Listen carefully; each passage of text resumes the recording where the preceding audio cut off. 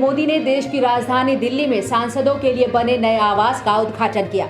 इस दौरान पीएम मोदी ने वीडियो कॉन्फ्रेंसिंग के जरिए कार्यक्रम को संबोधित किया और कहा कि कई इमारतों का निर्माण इस सरकार के दौर में शुरू हुआ और तय समय से पहले समाप्त भी हुआ।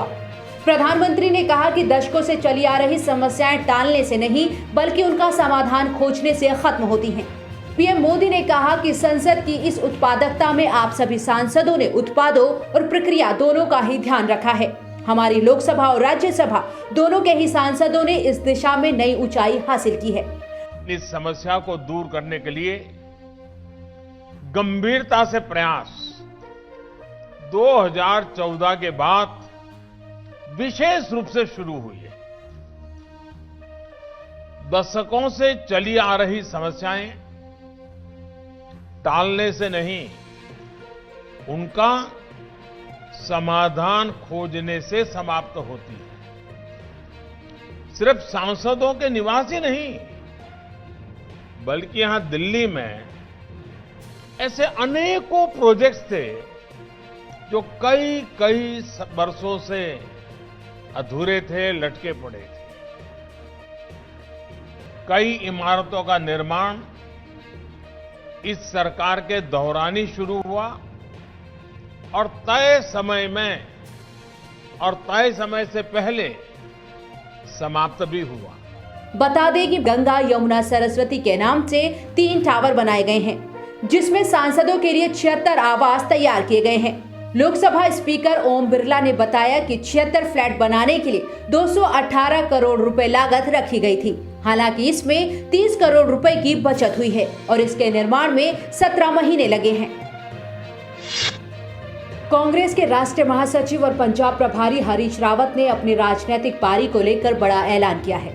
उत्तराखंड के मुख्यमंत्री रह चुके हरीश रावत ने 2024 में संन्यास का ऐलान किया है। हरीश रावत ने अपने फेसबुक पेज पर इसका ऐलान किया। साथ ही उन्होंने अपने विरोधियों पर तीखा प्रहार भी किया है। हरीश रावत ने विरोधियों पर वार करने से लेकर अपने संन्यास को लेकर लंबा संदेश लिखा। उन्होंने इस संदेश में कहा, महाभारत के युद्ध में अर्जुन को जब घाव लगते थे वो बहुत रोमांचित होते थे। राजनीतिक जीवन के प्रारंभ से ही मुझे घाव दर घाव लगे, कई हारे झेली, मगर मैंने राजनीति में न निष्ठा बदली और न रण छोड़ा। मैं आभारी हूं उन बच्चों का जिनके माध्यम से मेरी चुनावी हारें गिनाई जा रही हैं। हरीश रावत ने आगे कहा कि चुनावी हारों के अंकगणित शास्त्रियों को अपने गुरुजनों से पूछना चाहिए कि उन्होंने अपने जीवन काल में कितनों को लड़ाया और उनमें कितने जीते। अगर अंकगणितीय खेल में उलझे रहने के बजाय आगे की ओर देखें तो समाधान निकलता दिखता है। उन्होंने लिखा, मैं संन्यास लूंगा, अवश्य लूंगा, मगर 2024 में देश में राहुल गांधी के नेतृत्व में संवैधानिक लोकतंत्रवादी शक्तियों की विजय और राहुल गांधी के प्रधानमंत्री बनने के बाद ही ये संभव हो पाएगा। देश की राजनीति में इन दिनों लव जिहाद का मुद्दा गरमाया हुआ है। भाजपा शासित राज्यों ने लव जिहाद को लेकर कानून बनाने की तैयारी कर ली है। वहीं शिवसेना नेता संजय राउत ने लव जिहाद को लेकर कानून बनाने पर बिना नाम लिए भाजपा को घेरा। उन्होंने तंज करते हुए कहा कि बंगाल में होने वाले चुनावों के लिए ये मुद्दा बनाया जा रहा है, जबकि विकास पर कोई चर्चा नहीं कर रहा। संजय राउत ने कहा कि देश में लव जिहाद को लेकर काफी चर्चाएं चल रही हैं। मुझे लगता है कि ये एक गंभीर मसला है। पश्चिम बंगाल चुनाव आ रहा है, इसीलिए एक नया विषय सामने लाया जाना चाहिए। हमारा मानना है कि चुनाव के लिए विकास एक प्रमुख मुद्दा है, लेकिन देश में लव जिहाद पर चर्चा की जाएगी। राउत ने कहा कि कुछ लोग इस मुद्दे को महाराष्ट्र में भी उठा रहे हैं। उन्होंने कहा, जब नीतीश कुमार बिहार में इस कानून को लागू करेंगे तब हम इसकी जांच करेंगे और फिर महाराष्ट्र में इस बारे में सोचेंगे। ड्रग केस में गिरफ्तार कॉमेडियन भारती सिंह और उनके पति हर्ष को जमानत मिल गई है।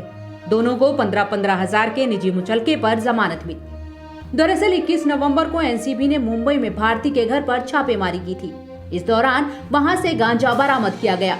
पूछताछ में भारती सिंह ने कबूला कि उन्होंने ड्रग्स लिए थे।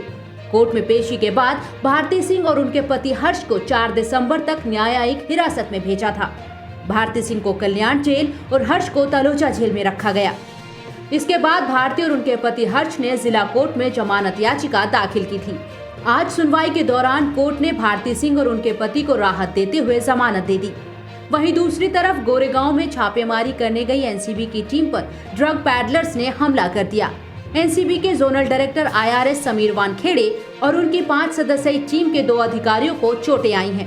हालांकि मुंबई पुलिस ने पूरे मामले को संभाल लिया और ड्रग पैडलर समेत 3 लोगों को गिरफ्तार कर 14 दिन की न्यायिक हिरासत में भेज दिया है।